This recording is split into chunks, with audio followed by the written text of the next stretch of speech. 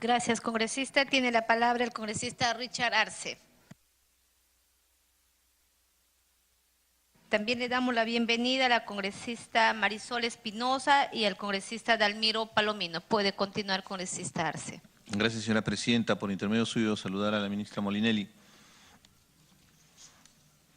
Bajo la responsabilidad del Ministerio de Desarrollo e Inclusión Social están todos estos programas sociales que se vienen implementándose hace ya varios años. Y una de las principales observaciones que se tiene es cuál es la estrategia de sostenibilidad que se deben aplicar a estos programas, muchos de ellos que son asistencialistas, en el sentido de que es importante atender sectores vulnerables, pero también es importante estimular algunos de estos sectores para que autogeneren recursos. Y en ese marco, yo quisiera saber, la primera pregunta para la ministra es, hay un programa muy interesante de parte de Foncodes, que es el Haku Wiñay, que permite desarrollar algunas actividades locales, actividades económicas, que permiten generar ingresos a familias muy vulnerables, pero permiten desarrollar en una dinámica local. Pero en esa dinámica local también están los programas sociales. La pregunta va orientada, ¿de qué manera se podría articular este programa Haku Wiñay a los demás programas sociales para que puedan proveer algunos servicios o vender algunos productos? De esa manera se empieza a dinamizar la economía local, empieza a generarse los ingresos y algo muy importante, se les genera la capacidad para que vean que es una oportunidad de generación de ingresos económicos y no ven al Estado de manera paternalista. Una segunda pregunta está orientada al programa Cunamás. Ustedes tienen conocimiento que este programa tiene bastante éxito a nivel nacional porque está atendiendo a un sector que es de vital importancia para nuestra sociedad, que es la primera infancia. La responsabilidad está a cargo de las madres cuidadoras. La preocupación que tengo es sobre la retribución económica que reciben las madres cuidadoras. Ellas ingresan probablemente más o menos 7:30, 8 de la mañana para que preparen y reciban a los niños que están llegando, bebés recién nacidos, niños hasta los 3 años de edad, y tienen una jornada completa que dura más o menos hasta las 4 de la tarde, 3:30 de la tarde. Pero los ingresos que han tenido, y a pesar de las mejoras que se ha hecho, todavía son muy exiguos, tienen un promedio de 450 soles de ingreso, no tienen ningún beneficio social. ¿Qué se podría hacer para poder garantizar un ingreso adecuado? Aparte de ser digno, evidentemente 450 soles es demasiado paupérrimo, pero sobre todo por la responsabilidad que tienen con estos menores niños. Es una gran responsabilidad, sobre todo es la primera infancia donde se tiene que garantizar el tema de una buena alimentación y la lucha contra la desnutrición crónica y la anemia. En consecuencia tienen una gran responsabilidad. ¿De qué manera el Ministerio está viendo la posibilidad de mejorar estos ingresos y que garanticen, sobre todo, beneficios sociales que pueda permitirles a estas personas desarrollar mejor su trabajo, entendiendo toda la responsabilidad que tienen de por medio? El congresista ya lo estuvo mencionando, pero quería reafirmar la pregunta respecto al programa Jaliwarma. Desde hace un par de años se viene implementándose la jornada escolar completa, que es una estrategia del Ministerio de Educación para mejorar las horas lectivas que se tiene y tener un promedio a nivel latinoamericano que nos permita tener mejores indicadores de desempeño educativo. Pero el programa de jornada escolar completa ha tenido serios problemas en zonas rurales. En zonas rurales los niños salen muy temprano para ir a sus colegios y muchas veces sin tomar desayuno. Y después se quedan en una jornada hasta las 3 de la tarde, 3:30, 4 de la tarde, hasta regresar a sus casas son 5 de la tarde y probablemente no ha tenido ningún alimento en el día. Entonces, de nada sirve que se le pueda incrementar las horas lectivas si es que no tiene una alimentación adecuada y todo lo que significa. Imagínense, todo un día de una jornada completa sin alimentación y todos los días durante todo el año ha hecho que muchos niños y muchos padres inclusive desistan de enviar a sus hijos porque lamentablemente hay una circunstancia bien complicada en las zonas rurales. ¿Cómo se está trabajando esa articulación entre el Ministerio de Educación, el programa Jaliwarma y sobre todo qué propuesta tienen ustedes como ministerio para atender a los niños de la jornada escolar completa, entendiendo que Jaliwarma está orientado básicamente a los niños de primaria y los niños de inicial? Entonces, en jornada escolar completa generalmente están los niños de secundaria. Y el argumento que que tenían varios funcionarios era que no les correspondía el programa Jalibarma. ¿Hay alguna política que se está implementando al respecto? Y para terminar, es algo muy importante en todos los programas sociales. Yo vengo del mundo de la cooperación y una gran debilidad que ha tenido todos los programas de desarrollo, por más exitoso, es el tema de la focalización. Saber identificar quiénes son los beneficiarios que requieren estos programas sociales y sobre todo el nivel de cobertura.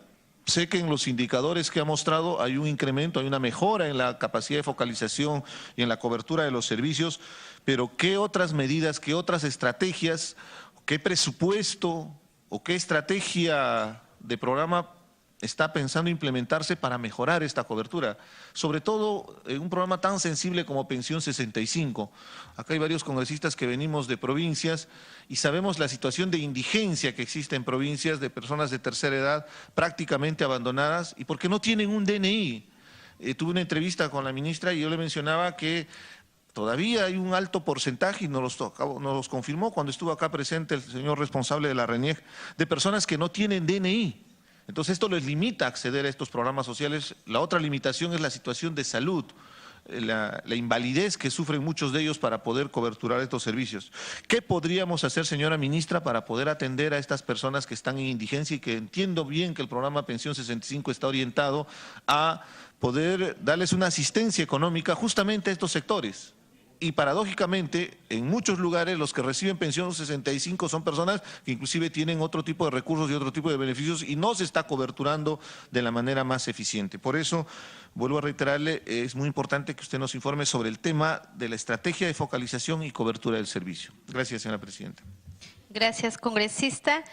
Vamos a pedirle, por favor, a todos los colegas que quizás sean más puntuales y precisos al momento de formular sus interrogantes para que podamos avanzar, dado a que todos quieren participar. Bien, tiene la palabra el congresista Clayton.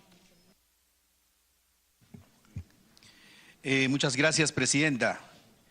Con el saludo cordial a mis colegas congresistas de la Comisión de Presupuesto, y asimismo también a vuestra invitada, la ministra de Inclusión Social, quien el día de hoy nos acompaña aquí en esta Comisión de Presupuesto.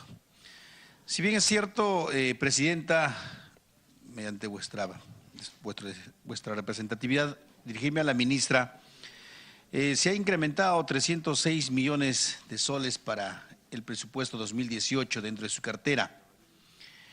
Creo de que todos los que estamos aquí en esta comisión tenemos sensibilidad humana y es justamente este ministerio el que llega a las zonas rurales, a los que menos tienen, a los más pobres y efectivamente pues a las personas que necesitan, personas con discapacidad, ancianos, huérfanos, niños y otros.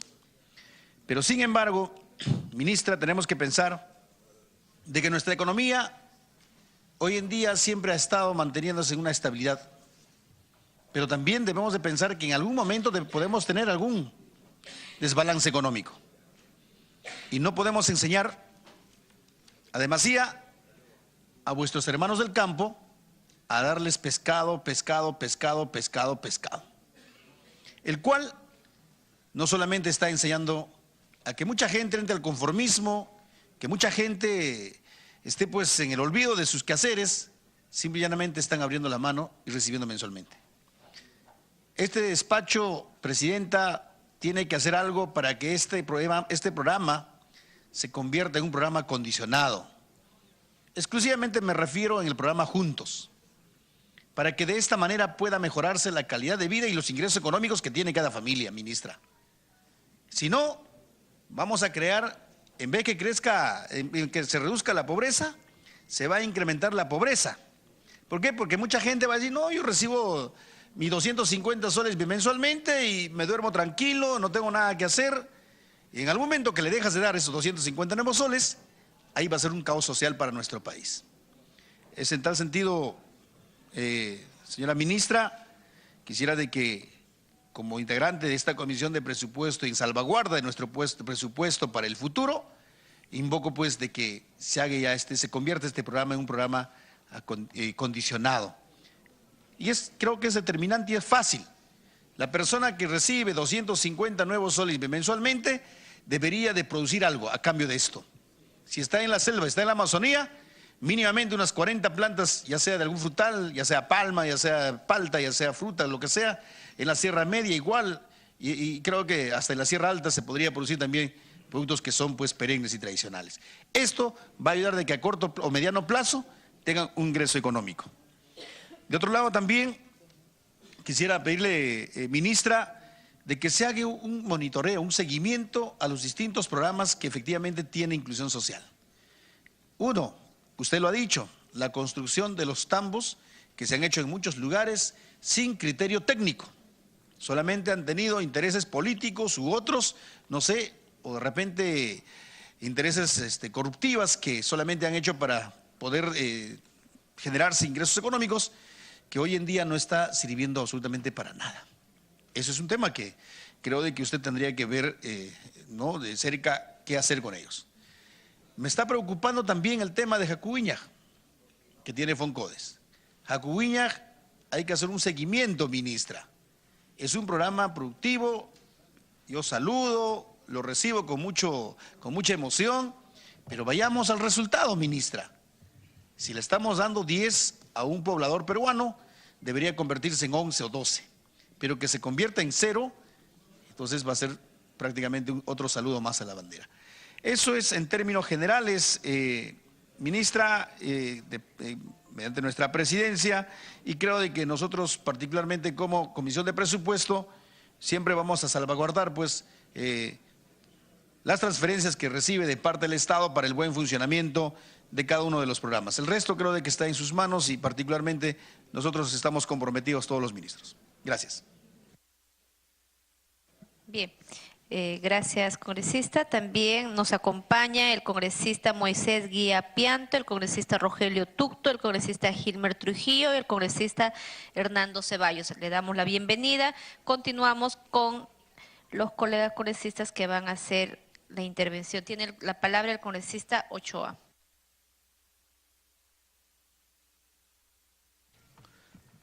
Presidenta, muy buenos días, colegas. Buenos días con todos y con todas. Saludar a través suyo, Presidenta, a la ministra Fiorella Molinelli, a su equipo técnico.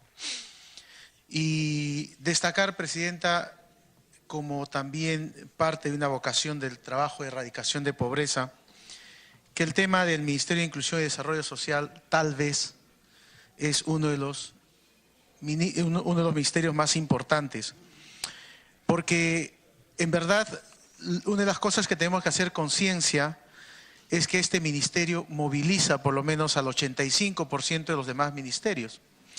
Y eso significa que efectivamente tiene que haber un nivel de articulación y un nivel de integración y de una posibilidad de un informe cada vez más articulado con los demás ministerios. Los programas sociales que focalizados además permitan habilitar derechos. Creo que los congresistas tenemos que no olvidar esa percepción. Estos programas habilitan derechos fundamentales de las personas porque están en situación de vulnerabilidad. Y en ese sentido sí quiero pedir a la ministra que pueda haber más adelante una lectura en el marco de esta nueva ley que ya aprobó el Congreso, que tiene que ver el tema de la medición multidimensional de la pobreza. Creo que es un punto fundamental que nos ayudaría a ver cómo realmente estamos contribuyendo a la reducción de la pobreza y cómo es que realmente los programas nos ayudan a no retornar a situación de extrema pobreza. Y en ese sentido sí es importante, ministra, si no ahora o después por escrito a la comisión, conocer un poco las brechas. El programa CUNAMás, por ejemplo, nos han señalado que en este caso el 2017 tiene previsto alcanzar 160.000 estudiantes y solamente estamos en una meta de 140.000. Yo hago el cruce de información con el tema de educación, por ejemplo. En el programa CUNAMás tenemos 136.000 niños que acceden al ciclo 1 de educación inicial. Y en el Ministerio de Educación solo 91.000, o sea, para ver un poco la importancia que tiene esto. Entonces, tenemos en el ciclo 1 227.988 niños accediendo a educación inicial primer ciclo. La pregunta es, ¿cuál es la brecha que falta? En tanto que al 2018 se prevé alcanzar a 170.000. Entonces creo que en el futuro tenemos que exigir que el Ministerio, que el Estado, que el Ejecutivo alcance más recursos a esta posibilidad de trabajar Cuna Más con todas las exigencias que ha planteado el compañero Arce, para decir cuál es la brecha que está faltando y cómo nos vamos aproximando a la cobertura universal de los niños y las niñas en este ciclo 1, por ejemplo. Eso por un lado. Por otro lado, Presidenta, a través suyo, señalar que efectivamente, que es lo que pedía el compañero también Galván, que el tema del condicionamiento, ¿no? O sea, creo que sí es importante porque cruzo nuevamente información con el sector de educación y en el caso inicial, por ejemplo, ya se ha llegado casi al 90% de permanencia escolar, es decir, en el caso inicial. Lo que me preocupa es el tema Jaliwarma, ¿no? En el caso de Jaliwarma, de hecho hay un crecimiento importante de las metas, pero me voy a ceñir fundamentalmente al tema de la jornada escolar completa. Pese a que personalmente no comparto la estrategia del Ministerio de Educación de ampliar la jornada escolar de los estudiantes, pero siendo un programa que se desarrolla hay que garantizar condiciones favorables para que los niños estudien. En el año 2017 vamos a tener 975.908 adolescentes atendidos en almuerzo escolar y el año 2018 990.000. Eso quiere decir que hay 14.700 chicos más que se incorporan al almuerzo en la jornada escolar completa. La huelga magisterial exigía, ¿no es cierto?, que el Ministerio de Educación coordine con el Ministerio de Inclusión Social para garantizar el almuerzo en la jornada escolar completa. Insisto, ¿cuál es? O sea, solamente son 17.000 estudiantes en la jornada escolar completa. Seguramente cruzaremos la información con el Ministerio de Educación, porque en la selva, por ejemplo, solo se incrementa 1.700 niños más con el tema de almuerzo escolar. Entonces, creo que ese tipo de información tenemos que irla cruzando para ver cómo camina esto. Y finalmente es el tema de Jacuiñay, que sí me parece uno de los programas estratégicos más importantes que tiene el Ministerio, porque va a permitir el no retorno de la situación de salida de pobreza a retorno a extrema pobreza. Creo que este tema es fundamentalmente importante y hay que potenciarlo cada vez más y mejor. Pero el año 2017 solo llegamos al 38%. Mientras tanto, para el año 2018 hay una reducción de casi 10.000 intervenciones. O sea, aún considerando que es la estrategia, tal vez la más importante desde el punto de vista de desarrollo, desde el punto de vista de no retorno a la situación de pobreza, de extrema pobreza, hay una reducción de más de 10.000 intervenciones. Claro, la reducción es entendible, o sea, si al 2017, al mes de octubre, estamos en el 38%, ¿no es cierto? Es entendible que tal vez la meta sea exagerado, pero o cuáles son los factores que están determinando para que la meta de atención el 2018 baje en Jacuiñay. Muchas gracias, ministra. Gracias, congresista. Tiene la palabra la congresista Rosa Bartra. Gracias, presidenta. Por su intermedio, mi saludo a la ministra y al equipo que la acompaña. La congresista Sonia Echevarría ha hecho una pregunta con respecto a la evaluación de impacto de los programas sociales. Definitivamente, si no evaluamos el impacto que se está teniendo, mal hacemos, y esta es precisamente la ocasión en la que debemos nosotros reflejar eso. Se viene a pedir un presupuesto y este presupuesto tiene que estar reflejado en las cifras que están impactando en aquellos indicadores que nosotros queremos incidir mediante nuestros programas. Yo soy representante de la región La Libertad, presidenta, por su intermedio a la señora ministra. En La Libertad están los distritos, lamentablemente, no nos enorgullece, más pobres del Perú. Y se encuentra el distrito de Curgos, sobre el cual se ha hablado muchísimo, porque siendo el distrito más pobre del Perú, tiene las cifras más altas de desnutrición infantil crónica. Las cifras al 2015, que eran altas, y que ponían a Curgos como el distrito más pobre del Perú, lamentablemente, ministra, se han incrementado al 2017 en 8%. ¿Cuál es el impacto que están teniendo entonces los programas? Si es que hay una inversión, si es que hay un presupuesto y la desnutrición, en lugar de bajar siquiera un punto o siquiera mantenerse como medida de impacto de los programas que se implementan, se incrementa en 8 puntos. Son cifras que nos duelen porque se trata del futuro de nuestros niños y nuestros niños no pueden ser víctimas de la ineficiencia por parte del Estado al no saber aplicar o no saber usar el dinero que se está invirtiendo para revertir estas cifras. Solicité a su despacho las intervenciones de los programas sociales en mi provincia. Me han respondido. ¿Y qué es lo que saco de ahí para que nosotros podamos hacer un análisis? Que los tambos, por ejemplo, en Curvos no existen, que Jacuwiñay no existe, que Jaliwarma está incompleto y que los servicios de acompañamiento a familias que estaban previstos hacer 203 en el año 2017, de acuerdo al CIAF 2017, solo están en 92, menos de la mitad. Entonces entendemos por qué es que tenemos las cifras que se reflejan en nuestros niños y en sus niveles de desnutrición. Nos preocupa lo que pasa en mi provincia, ministra.